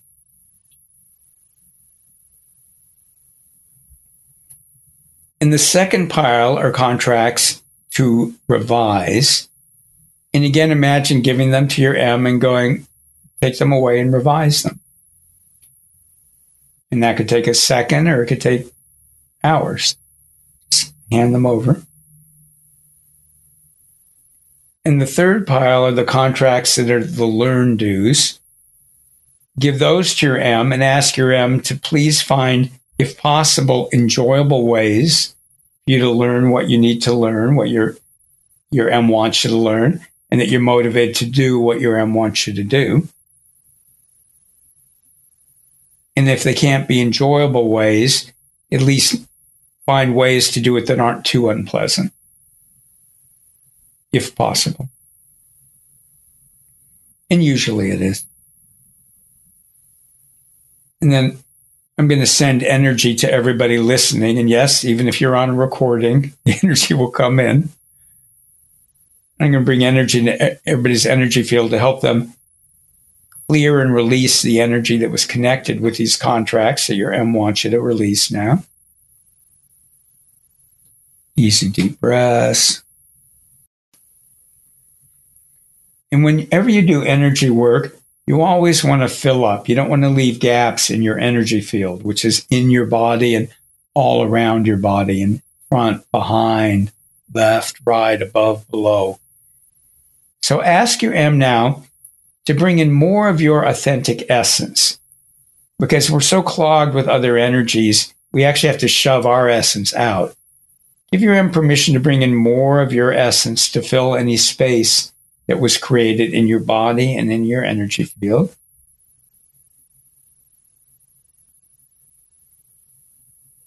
And if there's still any space left, your M will bring in earth and universal energies that will support you now and in your next steps in life.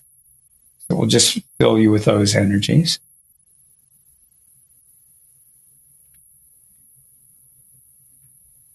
And give your M permission, because as you change your energy, the body wants to change. So give your M permission to start realigning your body, even working with the cells, your DNA. Because your DNA isn't just physical, it's also energetic. Give your M permission to readjust your entire body to release more of the potential and the possibilities that you've created by releasing these contracts. As you're stepped out of these spiritual cages, let your energy field and your body be readjusted to allow you to really fulfill that, enjoy that, take your next steps.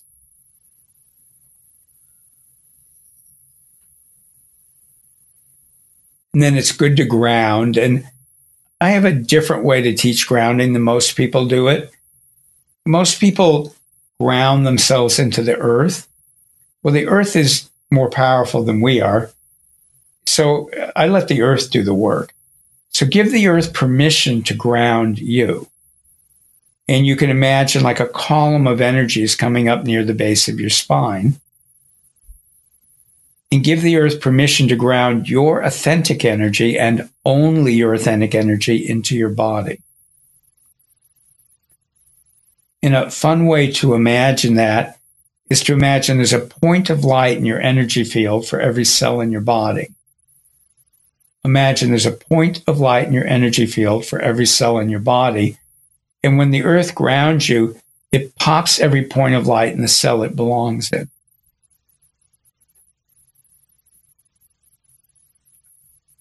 And that grounding column of energy from the earth is like the root of a plant. And in a plant, things are going up the root and down the root at the same time. So allow energies that are healing and nurturing and loving and accepting to very gently come up that grounding and to fill your body and energy field. Energies that are loving, accepting, nurturing, healing. And if there's any energies your M wants to release, the earth very gently pulls them out of you down that grounding and into the earth. So what nurtures you is coming up. What you're ready to release is gently flowing down. Very gently and consistently.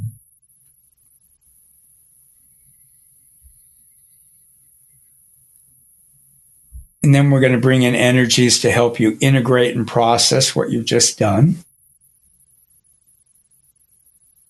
And then go ahead and stomp your feet, pat your body, feel, your back and your rear against the chair or against the bed, wherever you are. It's good to look around the room, or if you're outside, just look around and notice little details of what you can see, textures and shades of color.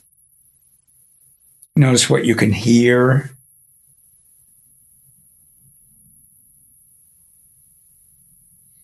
And stomp your feet again, pat your body again. Going to bring in some sparkling energy, wake everybody up. Okay, how you doing? Very nice. Super nice. What's interesting that came to mind as we were going through that, first off, I loved that process. Thank you. It felt so empowering. Oh, great. Thank you for sharing that.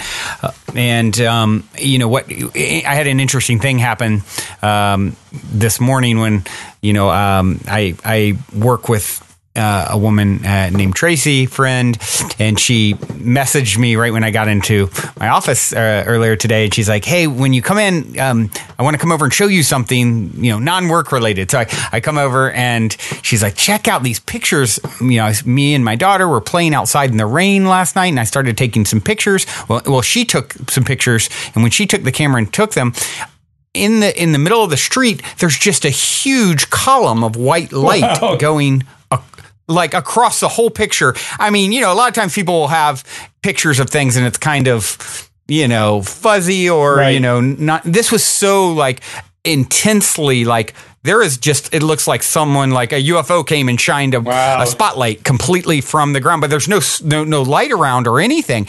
And she had two of these, one really up close. So it's taking up a big portion, probably, a quarter of the picture or a fifth of the picture. And then one zoomed back, where it was kind of far away and you could see this column of light. And as you were talking about that, I instantly got a visual of that. So I wonder if that was somehow, a reflection or, everything's connected, right? So here I am, visualizing this column and that was just shown to me a few hours ago. It was pretty interesting.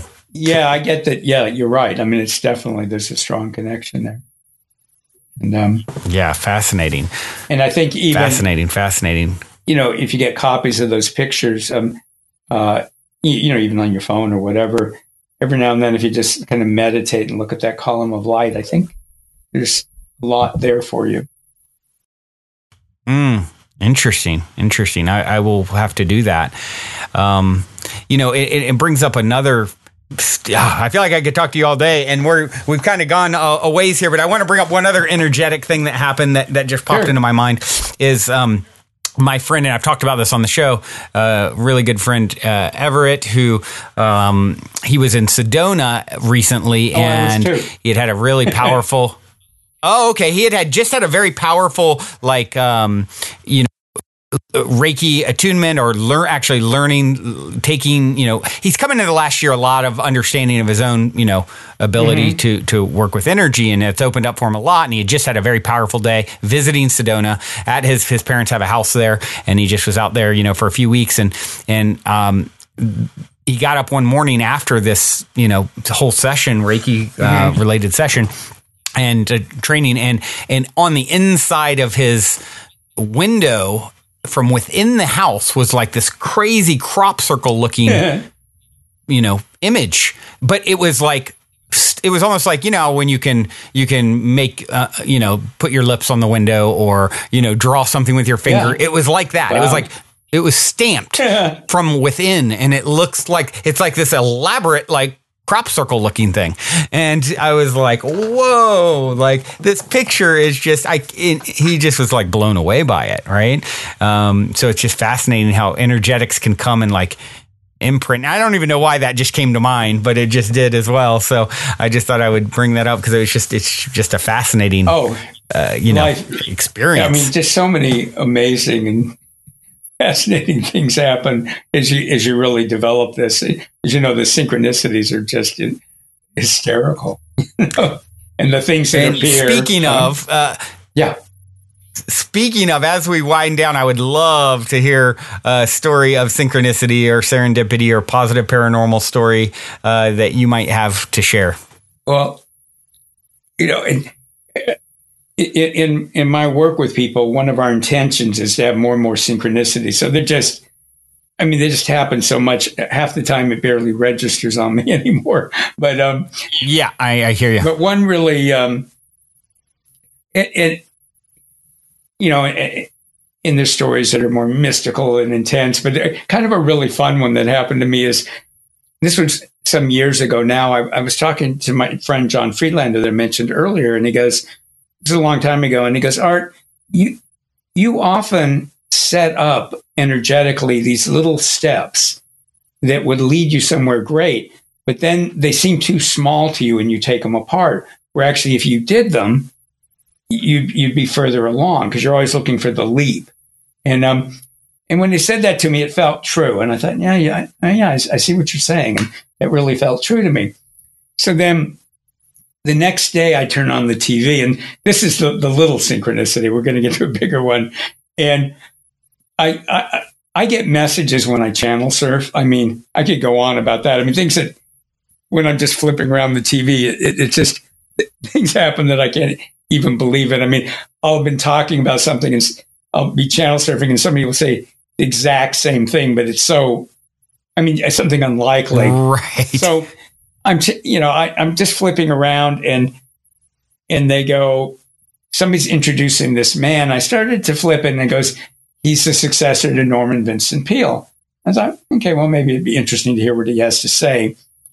And he looks out at the audience and he goes, this is how he starts. He goes, cathedral doors swing on small hinges, which is an old saying. And what it's talking about is how little things cause big changes. And I thought, wow, that's just what John was talking about yesterday.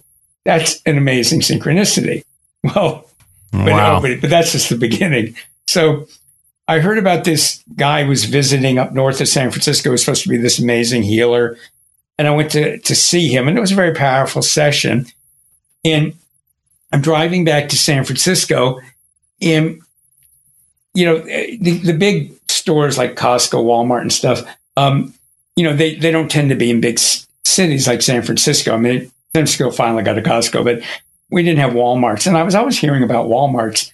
And I saw this Walmart, and I needed some white socks. And I thought, well, I've never been in Walmart. I think I'll go in and just get my socks.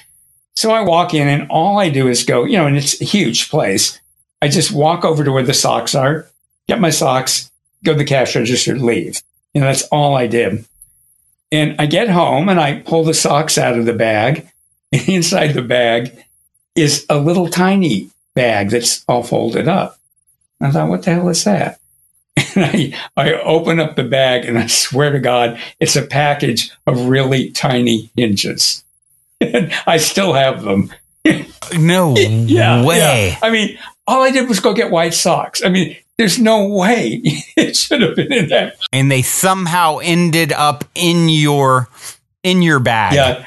It's wow. When things like that happen, I kind of look up at spirit and kind of go, are you messing with me? I mean, it's like, yeah, exactly. Apparently you are, because that's a wild when you start having a physical something you didn't even buy show up in your bag. Wow. But a quick, really funny one is I did some teaching in Paris, and they used to have a magazine in Paris called Periscope, and it was in French and English, and it would tell you everything. It was a free magazine, everything going on. And they would always take the covers, and in the Paris metro, there'd be posters of the cover and stuff. So I'm going for the first time to Paris. I'd been in Paris before, first time to teach. And my sponsors there go, wait till you see the Periscope that just came out today. And on the cover in big letters, it says art in capital.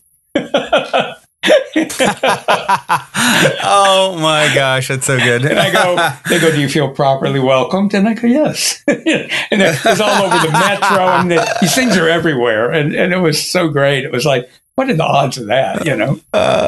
It's so good. That reminds me, I just did for the first time, sort of a live call-in with listeners, due to the urging of my friend Ronit, who he had been telling me for a while, you really need to do this. You really need to bring people on live and direct. And, it's such a powerful experience when I've seen you do this many times. And, that's not an element that you've brought onto the show yet. I've read questions and answered them without the person there, but that live interaction is great. So, and then she's giving me this whole rundown. You got to do this. You got to do this. You got to have him call Brandon, and then literally afterwards, she calls me back 5 minutes later. She goes, I just passed a billboard that says, call Brandon. All it says on it, and big letters, call Brandon, nothing else.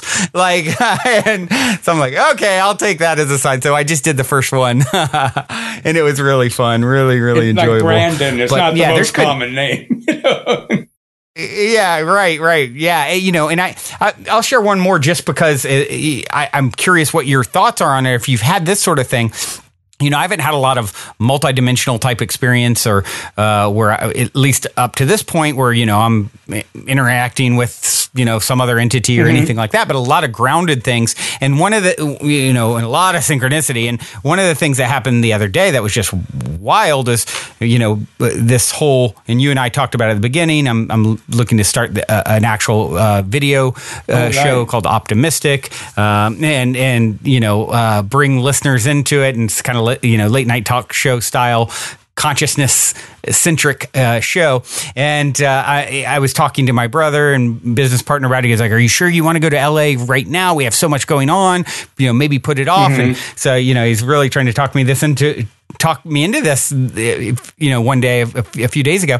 And literally, so I'm contemplating what he's talking about for a little bit, but also saying, no, I really think it's time. And then I'm talking to my son on the phone. He calls me, and he's getting in his car, and he calls me, and all of a sudden it goes from me talking to him to it switches over to a song, like "You're a Rock Star" or something. It just repeated those lyrics a few times. And I'm like, what is this, his music? What did it just switch to my Spotify account? Like, how am I hearing music and not him talking to me? And then it went to a conference. It went from this, him talking, to the song. And then it went to a conference where someone was at the front of the room, maybe 20 people, 25 people, it sounded like, in the room. Someone stood up and talked to the person on the stage and said, well, if I go to LA, and then the speaker was like, no, not if, when. You are definitely going to LA. And then everyone kind of laughed and cheered in the audience, and it cut back to my son going, hello. So it was like a stringing together of these physical, something intercepted my phone, and brought this kind of tapestry of message together, and it was, I'm just curious if you've ever had anything like that, because that gets pretty wild. It's like something is physically hijacking the airwaves. It's pretty powerful and wild. Well, I did. It's kind of like your Hinge story. Yeah. It isn't quite to your level, but I was in a spiritual center in Brazil, and I don't remember what it was anymore, but there was something really on my mind.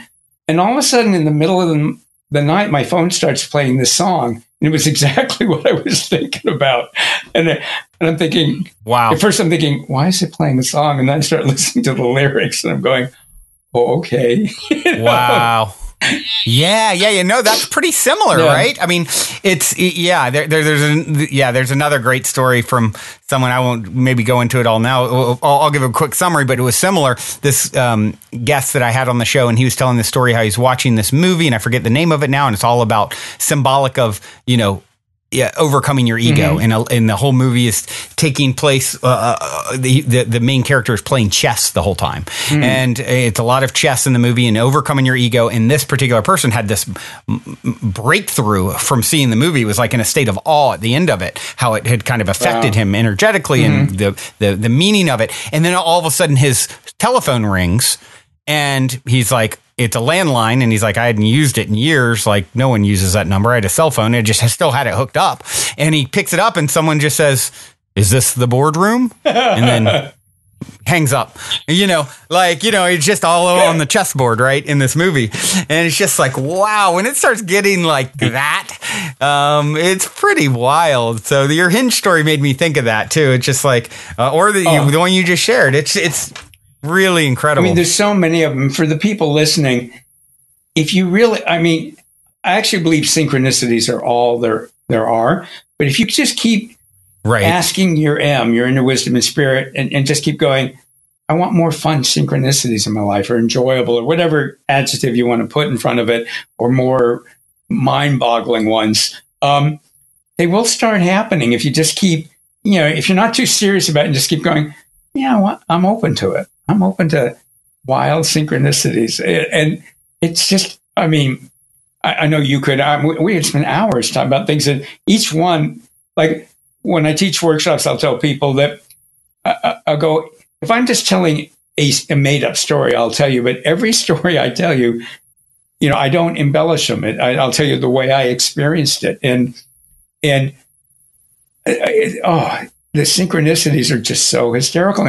And when I get my students into it, they'll report if it's a multi-day program, like the next one, okay, what synchronicities happen, and people just have these incredible wild synchronicities because they're programming their M that like, and they're giving permission, going, yeah, I want these, and sometimes they're so seamless. It's like an hour later you go like, it's like it almost doesn't sink in because it just so flows.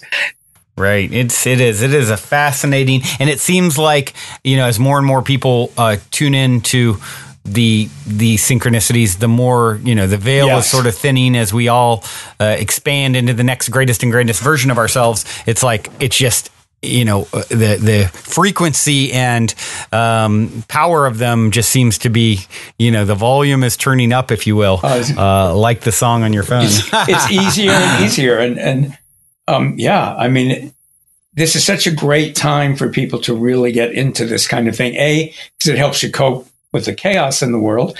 And it has all kinds of practical benefits. But it's just, like you say, the veils are getting thinner and thinner. And I remember even back in the 80s, talking to one of my first teachers and going, I can do things now I thought I would have to go meditate in a cave for 20 years to do. And we were talking about it, and I go, you think it's easier now than it used to be? And at the time, back in the 80s, he hadn't really thought about it. And he goes, yeah, I think so. I think it's just, as the human consciousness is shifting, the way I think of it, I don't know if you've ever cross-country skied, but if it's like fresh snow, people at first want to be the first one skiing, but there's no tracks, so you're doing the work. Right. And everybody, if you're the second one, it's easier. The third one, it's easier. The fifth one, it's way easy. Yeah. And I think that every one of us that's opening up to this, it's like we're making pathways, and we're widening them and making them easier. And so everybody who follows, it's just easier and easier and easier. And we're all making tracks and following tracks, but they're just getting, more like slides. You just get on and go, wee, and head down. Exactly. Which makes sense as we sort of progress and evolve. It's like the 4-minute mile, I believe it was 4 minutes, where no one could break it. And then as soon as someone did, now it's part of the collective consciousness that it can be done, and everyone started doing it. So, and then you have the idea of us entering, new areas in space as we journey through new energetic regions of space, right? And that's sort of a physical concept that people relate it to, like, oh, well, we're traveling at this tremendous speed, and we have now entered a new zone where it's increasing our frequency and vibration and all these things. So it's all, something's definitely going on. It doesn't necessarily matter so much how, but the fact that it is fascinating. And this has been absolutely fascinating, Art, to go on this journey with you, my friend. And for those who want to connect and possibly even participate in some of the opportunities that you have, maybe you could just speak for a minute about that. Yeah. So I do a lot of online programs, in-person programs that are a mixture, programs that are individual and group work, and I do a lot of free things too, and a lot through the internet. And one thing that I always feel funny saying this, but one thing I'm a master at, and that I teach people to do because it's easy, is remote energy work. So when I do webinars, there's people all over the world, and we're all feeling the energies. And even when they listen to the recordings, if they're open to it, they'll feel the energies then. So I've set up a web page, positivehead.com/art, ART, and then everything that you want to put there, will be right there. There'll be a couple things on there, but one, there'll be a webinar they can sign up that's recorded that will teach them 3 really powerful energy techniques that if people, and you can do them in 5 minutes. If you do them 5 minutes twice a day, they're really, really life-changing. There'll be that. There'll be an opportunity if people want to sign up for what we call a Discover Your Miraculous Self session, which they have to apply for that. And a couple of us are doing them, and we can only do a limited number of people, but they're free. And then there will be information about some online programs I'll be offering will be on there too, that are, he says modestly, really life-changing, incredible programs. I teach a lot in England, and I always have to go, because they don't talk that way. And I'll go, I'm an American. We talk like that. Or some of us do. Yeah. It's huge. It's huge. Yes. The best. Exactly. And for people, I always urge them, if it doesn't resonate for you, that's fine. And if it resonates for you, then check it out. And like I said, there'll be free things on there that are really, really powerful. And then there'll be opportunities if people want to do deeper work and have a more huge life shift. There'll be those opportunities there too. And by the way, Brian, it's just so wonderful being on your show. I love your energy and your enthusiasm, and I've listened to a few of your other podcasts, and I just think you're doing such an incredible service for people. And it'd be a service anyways, but you're so enthusiastic and have fun with it, and so many people are so serious about their spirituality, and I know I originally was too, and I think what you're doing is just such a gift to encourage people, like, enjoy the miracles and the magic and the fun, and it's just like, again, for people this doesn't appeal to. Of course, they don't listen to your show. That's fine, but for those of us, just to know that there's so many things that are possible, and you have really great guests. So I think you're doing such a fantastic service for people. I'm just glad you're doing it. Aww. And I'm thrilled to be on it. Well, thank you for that. Yeah.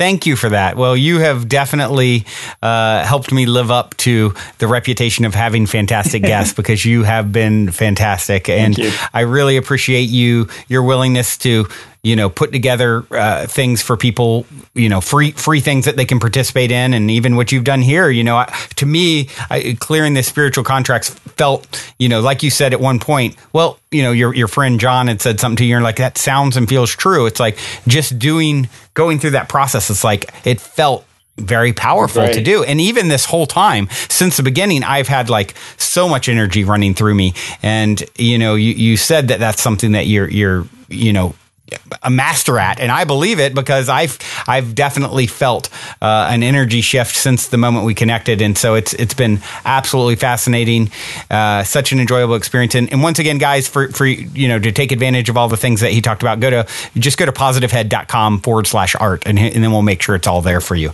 Right. And otherwise, let's see. I do have one final question for you. And that question is this: in 60 seconds or less, what is the meaning of life according to Art Giser? According to Art Giser, the meaning of life is probably beyond what we can put into words, but it's something that I think we can tap into and feel, and it can guide us. And that when we don't feel we need to put it into words, it just flows with you. Love that. Well, Art, thank you for doing what you do. This has been such an honor and such a pleasure. And hopefully our paths will cross in 3D at some point, since we're not that far away from each other. Let's make a point of it. I'm glad to yeah, let's make a point out of it. And I'm glad to have some very positive karmic ties with you from this life. Right now we've created. It's been amazing. And I look forward to the next time. Thanks. Me too. Take care. Thanks, everybody. Well, everyone, that concludes this week's interview episode. Before we sign off, I wanted to let you all know that we have finally created the Game with the Universe on our website, where you can choose the first number that comes to your mind, and it'll pull up that episode number of the podcast. I've been saying this is a great way to co-create synchronicity and magic with your higher self for quite some time by doing this manually.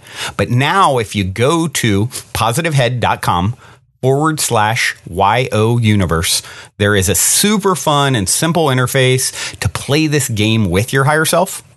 I firmly believe just by setting the intention to play in this way, it opens up the door for magic, and it's a synchronistic way to hone in on nuggets of wisdom out of the huge catalog of episodes that are specifically appropriate for you at this time in your journey to becoming the next greatest and grandest version of yourself.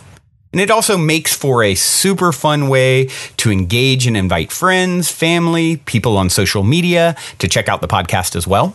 So be sure to check out positivehead.com/YOUNIVERSE and be sure to tell all your friends so they can play a game with the universe, which also helps the show to reach new people, which I greatly appreciate. And as a quick reminder, be sure to also check out positivehead.com/transformation if you're curious to learn more about Purium superfoods and why I take them every day. On this journey of becoming the next greatest and grandest version of ourselves that we have all embarked upon, I can't stress the importance of managing your physical vibration enough. And quite honestly, Purium has put together the simplest plan I've found to do so, and I'm sincerely excited to share it with all of you. Otherwise, as you continue on your fabulous journey in this 3D reality, be sure to remember this. As long as you ain't dead, you're already positive ahead. Journey well, everyone, and thank you for being.